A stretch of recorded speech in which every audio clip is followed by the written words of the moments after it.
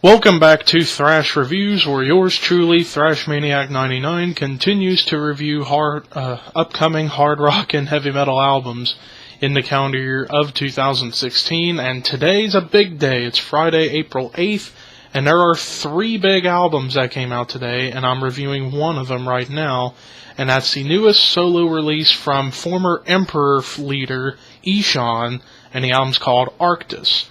Pretty much ever since Emperor disbanded in the early to mid-2000s, they have gotten back together a few times since then for like reunion shows, tours, and whatnot. But Ihsahn has since then started to immerse in his own solo project where he's playing everything mostly himself and embracing more progressive metal influence as well as some avant-garde metal influence and even some old-school metal thrown into the mix with ambient music, so on and so forth, taking influences from every place he can possibly take it from. And this is, I believe, Ihsahn's 6th studio album, and the last one that came out was 3 years ago, Das Seelenbrechen, which came out in 2013, and it was more of a dark ambient prog metal album. Hardly any black metal involved, but this album, some of the black metal influences from the early Ihsahn solo records are back into form, and so we're going to examine this right now. So the first track I want to talk about on the record is the song Mass Darkness, one of the shortest songs of the album at under 4 minutes, but it was a very short prog tune that also had some extremity involved. It was a little bit more of a progressive black metal track that also features guest background vocals from Matt Heafy from Trivium. Sort of like Matt was saying, like this was like a favor he paid back to Ihsahn because Ihsahn helped compose the introduction track Snowfall on Trivium's last album, Silence in the Snow. So this was like Matt's little like thank you present to Ihsahn by helping out with background vocals on this song, and he did a good job. And the song itself was well constructed, very eerie, and very heavy too, and of course with the progressive elements throughout, you can't go wrong. The next track I want to talk about was a bit of a weird one called South Winds. This song sort of embraced some electronic rock influence, sort of as if Ihsahn himself was listening to the album Hand Cannot Erase by Steven Wilson, where that album had a lot of electronic rock influence. I guess he decided to take some of what Steven Wilson did, put it into his own music, and do his own take on it. And this was a widely diverse track that has those electronic elements as well as some ambient elements, and of course the standard progressive metal, black metal, avant-garde metal all throughout.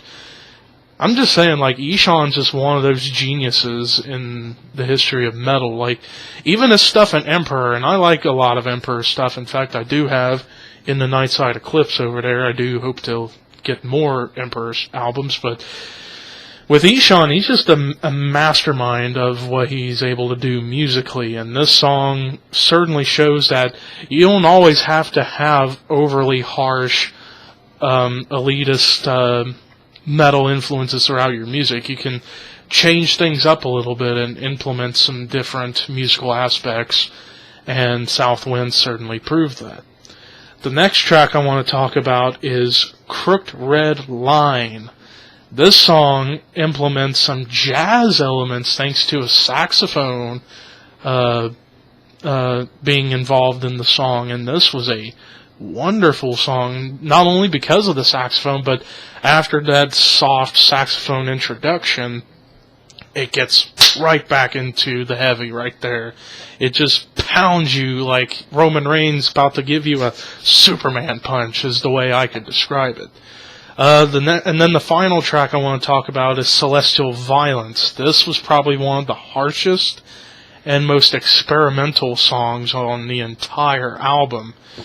You want to talk about going through a journey and through the atmosphere, and also hearing the pain in Ihsahn's voice, and also the clean voice that Ihsahn has throughout the whole record, and also on this song.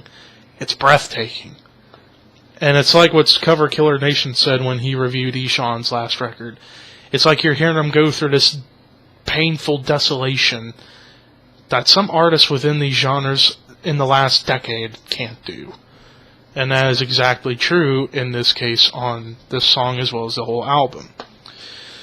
So overall, ARKTIS by Ihsahn. You can tell Ihsahn, like I said, is taking influences from so many different musicians and bands. You can hear you can get a little bit of a vibe of like old Opeth and even new Opeth. So, who hates when things don't go your way? Me. So to continue on what I was saying, yeah, Ihsahn is definitely bringing in so many influences. You can hear some influences of old Opeth, even new Opeth in some locations, some Devin Townsend influence, some Steven Wilson influence, all around the board. This is just a very diverse, well put together, well constructed album.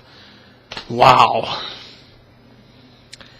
Ladies and gentlemen, this may be a bit controversial, but I think we have just found ourselves a new contender for Album of the Year. 96 out of 100. Nothing on this album I thought was a slouch. Every track top to bottom, even to the final track, which was the longest track of the album, Til Tor Ulven Sopelsolen, which was more of a spoken word song and piano oriented until the last couple minutes. You get the haunting brutality and the pain in Ihsahn's voice with the guitars. Top to bottom, this album was just masterful. Unless other albums that come out later in the year can top this right now, this could potentially be the album of the year. For now, at least until I go back and re-listen to some of this stuff when we get to December. But anyways, thank you guys for watching Thrash Reviews. Peace out, and I'll be back for more later in the night for Deftones and maybe Zakk Wylde. But thank you for watching. Peace.